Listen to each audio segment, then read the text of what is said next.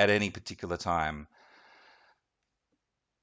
Here's all you have to do. 1. Determine the trend, current/money flow of the weekly time frame. Determine whether the weekly time frame is in an upswing or downswing. Determine the trend, current/money flow of the daily time frame. Determine whether the daily time frame is in an upswing or downswing.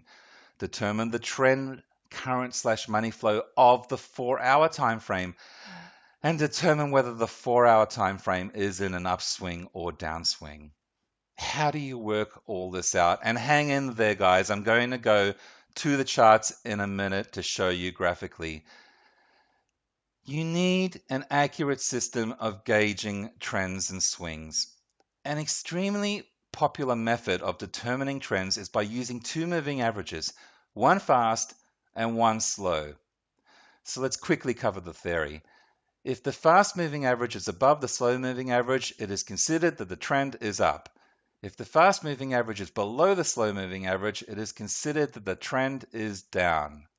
However, it is important to determine whether the trend is strong at any particular point in time. To do that, you need to gauge whether price is continuing to move in the same direction as the trend or whether it is moving against the trend. A powerful and accurate way to accomplish this is by using the MACD indicator, which gives a trader the ability to determine if price is being supported or if price is under pressure, and whether price is swinging with the existing trend or swinging against the existing trend. By combining these methods, a trader has an extremely powerful trading system that can provide them with institutional level trading power and decision making so they can become a highly consistent and successful trader. Okay, get comfortable and get ready to start building your new trading system with me right now. Now remember, if you fall behind at any stage, don't worry, because I will make sure you get the system along with a special free gift at the very end of this presentation. And of course, I do have something really cool in store for you. Okay, let's go to the charts.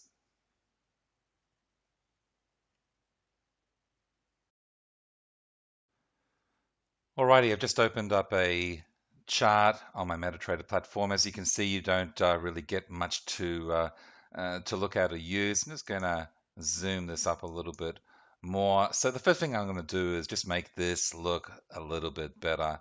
So let's open up charts, go to properties, click on chart, shift, get it off this edge. I'm going to change it to candlesticks because I find them easier to use. I'm going to get rid of the grid.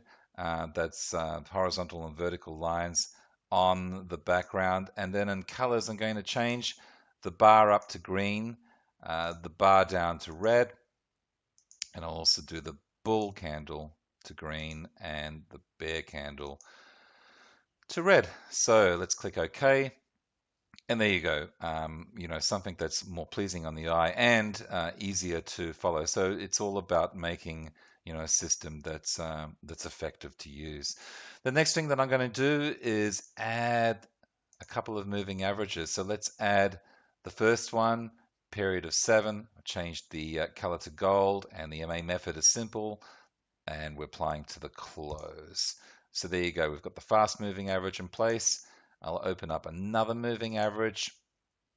This time I'm going to change it to 21. I'm going to use, say, slate gray. And there you go. We've got a slow moving average. So fast moving average, slow moving average, the basis of a trend. Now, the next thing we're going to do is add the parabolic SAR. So let's take a look. Here we go, parabolic SAR. I'll change that to a bit more neutral color, and I'm going to change the inputs to 0.01.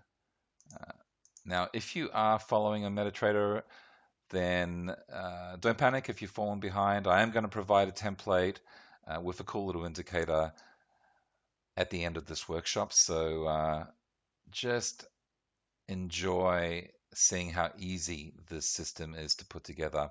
Now, again, this system is going to be totally usable as a manual trading system. And the videos that I did prior to the webinar that covered power trends, power swings, and profiteering gives you the fundamentals of how to use this system. So next thing we're going to do is open up the navigator and click on RSI. We're going to get rid of one of these numbers, one of these levels rather, change the other one to 50 and change the setting to 15. Okay, so these are the exact settings that Trend Profiteer uses, but of course it has all the automation and trade management and so on. Next, we're going to open up the standard MACD that you get with MetaTrader. Of course, all of these indicators are available on MetaTrader. They're there for you to use for free. And that's all we'll do with the MACD. Okay, and then finally, we're going to add the stochastic.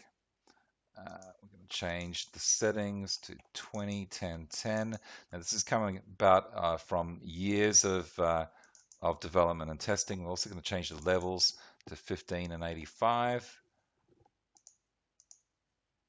And there you go. That's our system. Of course, when all of the criteria are in place, then we've got a valid trade. Now, it's interesting here to look at if we get a crossover here and the RSI is above 50 and the MACD is above the center line and the stochastic shows a crossover, particularly at an extreme, which it already is, then a trade is in play.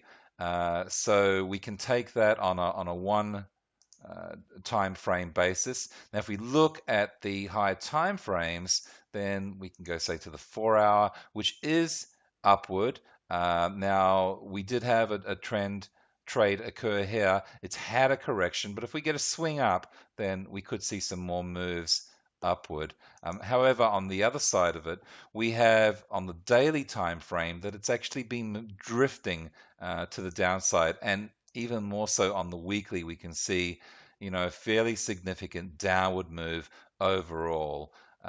So when we have that knowledge, it allows us to be better traders. For example, if we are going to take an upward trade here, we want to be able to, take the trade when we have a very small stop loss in place, and we want to lock in profits well before price reaches these recent highs. If it continues to go, then great.